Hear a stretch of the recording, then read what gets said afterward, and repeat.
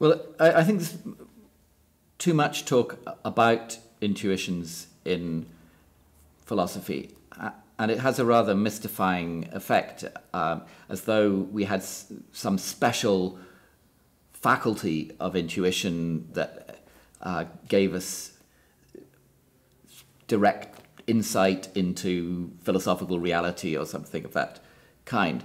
In my view, there's no special phenomenon of intuition. The things that are called intuitions are judgments or beliefs of one kind and another, one kind or another. And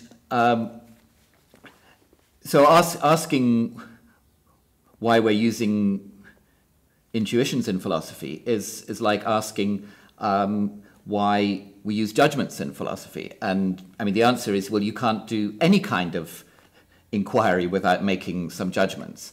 And so I think it's a kind of non-problem really about reliance on intuition, because of course we have to make judgments, and so in a sense we have to rely on our judgments, but that applies just as much to scientists and historians and others as it does to philosophers. I mean, we can perhaps narrow down the question a little bit by focusing on judgments which are not the conclusion of some process of inference, but are just direct judgments. As we say, non-inferential judgments. There may be judgments that are made using quite ordinary, maybe vague terms, and they're judgments typically that in philosophy that are not made on the basis of direct perceptual evidence. But of course, even in those cases, there are all sorts of judgments which pretty much everybody would accept. I mean, so for example, even the most strident critics of intuition are perfectly happy to make judgments such as that the evidence for the theory of evolution is better than the evidence for the theory of creation, and they're willing to make judgments such as that you shouldn't accept a theory if there's no evidence for it, and so on. And really, those you could call those judgments intuitions if you wanted to, but it doesn't really help us to understand what's going on when we make such judgments. But one thing is clear, that any kind of theoretical inquiry that we go in for will have to involve the making of some such judgments. I mean, of course, in some cases we can make judgments that are based on a long line of argument, but the argument has to start somewhere. So everybody is going to have to make some judgments which are not inferred, and which, if you wanted to, you could call an intuition. Okay, well, I'd like to divide that into a number of issues. One issue is about what philosophy can contribute to society.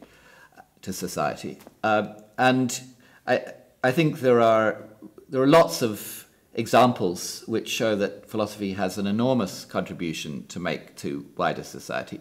I mean, one coming from the area of logic that I work on is that the very idea of a computer emerged from investigations into the foundations of mathematics that were being conducted jointly by philosophers and mathematicians, and so the idea of a computer was first formulated in the 1930s before anybody had actually built a computer in the full modern sense. So, I mean, that's something which has completely revolutionized society and which whose origins come, at least in part, from philosophy.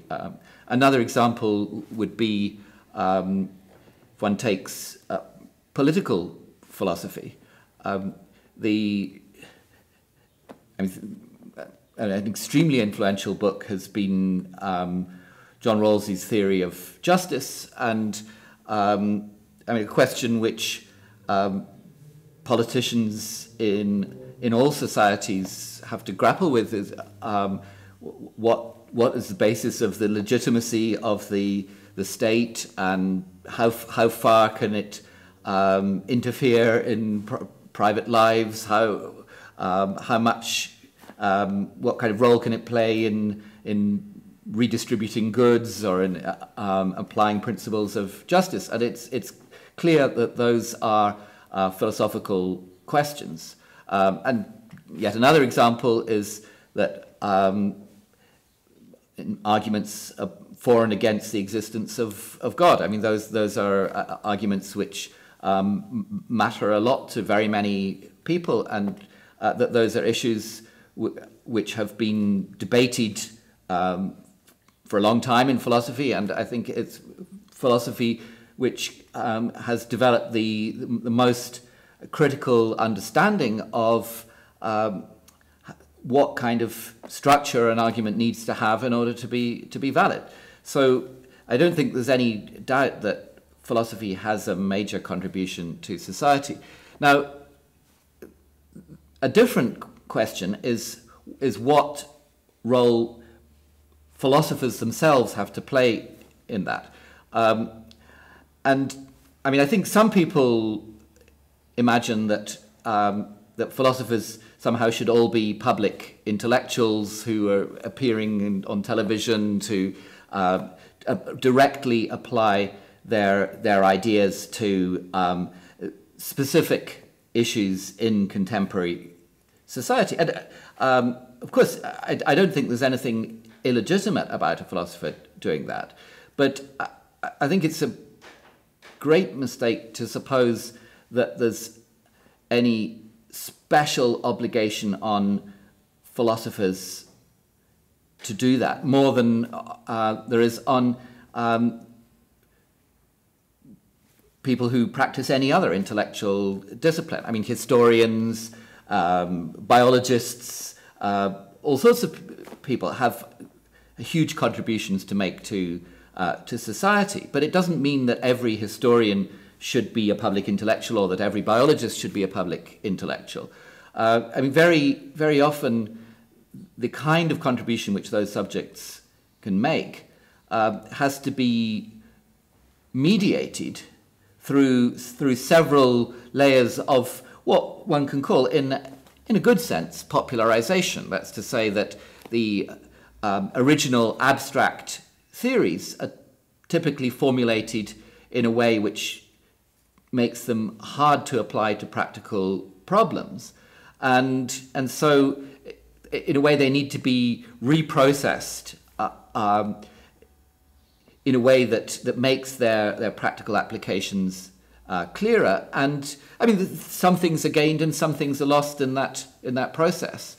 But I mean, for example, all sorts of subtleties in the formulation of the theory may have to be put aside because it's just not practical to take account of them. On the other hand, we get something which has clearer practical implications. And it's not necessarily the case that the people who come up with the original theories are the people who are best placed to extract practical applications from them in a way that's accessible to the people who actually have to make those applications.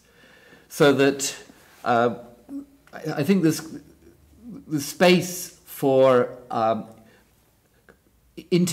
people playing an intermediary role between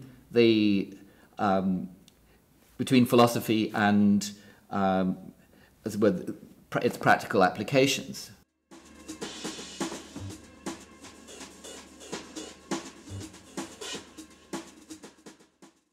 Well, I guess the ontological costs are supposed to be in the multiplication of entities that the theory postulates. I mean, in my view, ontological costs are just one form of theoretical cost, and the mere multiplication of entities by itself is not, it seems to me, particularly problematic. If some theory in physics postulates infinitely many subatomic particles, that's completely fine, provided that the theoretical benefits are large enough. I think that the real costs are not so much in the multiplication of entities as in the complication of the theory, and so that, I mean, for example, in the case of Lewis's theory of possible worlds, the problem is not simply that he's postulating that there are infinitely many space-time systems that are disconnected from our own, but that he's making all sorts of ad hoc assumptions about the relation between those alleged spatiotemporal systems and questions about what could have been different and what could not have been otherwise. And it seems to me that it's the messiness and implausibility of the apparatus that he needs in order to connect his worlds with questions of possibility and necessity that's a far more worrying feature of his theory.